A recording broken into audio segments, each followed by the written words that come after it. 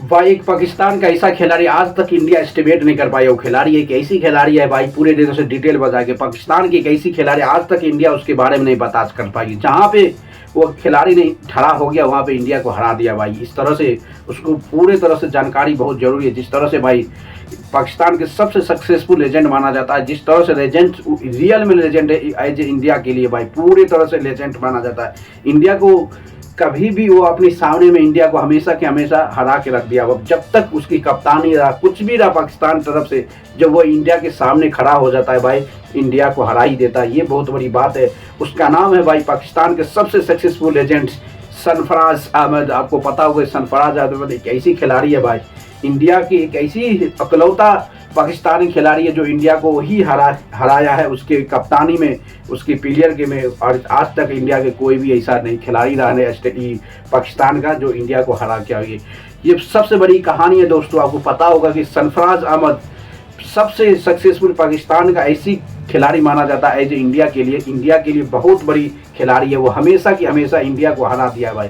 जब तक वो कप्तान रहा, अपनी टीम को लीड कर रहा था, वहाँ पे इंडिया को भी हरा दे। आपको पता होगा 2006 अंडर-19 वर्ल्ड कप, 2006 के under-19 world cup India versus Pakistan हुआ था। एज ए कप्तान कंसीडर किया था, आपको पता होगा। उसमें अंडर-19 2006 में कप्तान था अंडर-19 वर्ल्ड का कौन, सरफराज अहमद जो पाकिस्तान का था लेजेंड। उसमें भी इंडिया को 2006 में हरा दिया था भाई एज ए कप्तान। जहाँ जहाँ कप्तानी की सीमा और खुद वो इंडिया के सामने जब खड़ा हो जाता है तो लगता है कि क्या बहुत बड़ा लक्की है भाई। सरफराज अहमद एक लक्की है, बहुत बड़ा लक्की है जो उसके सामने इंडिया को हार की सामना करना पड़ता। उसी तरह से आपको बता दें चैंपियन ट्रॉफी 2017 उसके साथ बहुत बड़े बड़े खिलाड़ी खेला था भाई।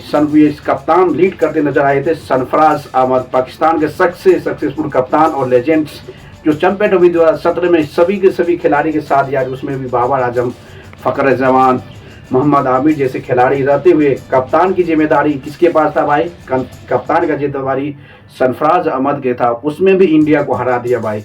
2017 के चैंपियन ट्रॉफी में भी उसके साथ जो भी खिलाड़ी प्रदर्शन कर रहा था एज ए कप्तान, यानी कि वो कप्तानी की बहुत बड़ी कप्तानी मिसाल हो गया। पाकिस्तान की सबसे बड़ी मिसाल कप्तान और सरफराज अहमद जो पाकिस्तान के लिए बहुत बड़े हैं बल्कि इंडिया के लिए बहुत खतरनाक हो गया भाई। इसलिए खतरनाक हो गया जब वो ठड़ा हो जाता है भाई।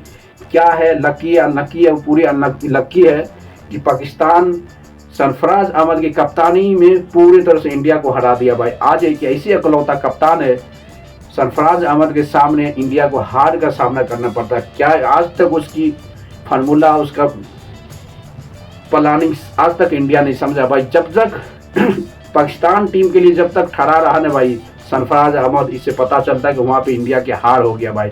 2027 के चैंपियन ट्रॉफी के फाइनल मुकाबला में कप्तान सरफराज अहमद ने वन साइड इंडिया को हरा दिया था। आपको पता होगा चैंपियन ट्रॉफी के फाइनल में, जिसमें कप्तानी की जिम्मेदारी पाकिस्तान का सरफराज अहमद को दिया था। उसी के साथ भाई अब 2025 under-19 world cup, Asia under-19 world cup का 2025 का जो इंडिया वर्सेस पाकिस्तान का जो मैच हुआ था, उसमें भी सरफराज अहमद को एज ए मेंटर कंसीडर किया था। पाकिस्तान टीम को अंडर-19 वर्ल्ड कप का मेंटर कंसीडर कर रहा था, उस टीम को लीड कर रहा था। इससे ये पता चलता है कि बस उसमें भी इस तरह से परफॉर्मेंस किया ना भाई, लाजवाब किया भाई, बहुत लाजवाब करके। मेंटर हो, कप्तान हो, जब तक सरफराज अहमद खड़ा हो जाता है इंडिया के सामने भाई तो लगता है कि इंडिया का लक साथ नहीं देता, पाकिस्तान को लक साथ देता है। सरफराज का हमेशा की हमेशा जीत लेता है भाई। उसकी मेंटर में हो, उसकी कप्तानी में हो, पूरे के पूरे पीस जीत लेता है भाई। क्या है उसकी क्या प्लानिंग है, क्या उसकी लक्की है, पाकिस्तान के लिए बहुत बड़ा लक्की है सरफराज अहमद जो हमेशा की हमेशा पाकिस्तान को इंडिया के बीच जब खड़ा होता है तो इंडिया हार जाता है उसके सामने। एक और बड़ी बात है उसकी भाई, एक बहुत बड़ी क्वालिटी है सरफराज अहमद का कि आपको पता होगा जब मैच चल रहा था बाबर सुबरसी और कुछ खिलाड़ी के बीच हीट आर्गूमेंट हो गया था भाई ऑन द ग्राउंड। उस ग्राउंड में जिस तरह से एग्रेसिव, आपको पता होगा कि पाकिस्तान का खिलाड़ी कोई भी हो, एनिमल्स, जब वो विकेट लेता तो ज़्यादा एग्रेसिव दिखाता है, वो झगड़ा करता है, ज़्यादा खिलाड़ी के मुंह पे जाता कुछ बोलता है। इस तरह की कहानी के बाद जब बाबर सुबरसी आउट हुआ था दोस्तों, उसके सामने उसकी बॉलर एक था, इतनी एग्रेसिव मोड में दिखा रहा था, कुछ हीट आर्गूमेंट हो गया था दोनों खिलाड़ी के पीछे।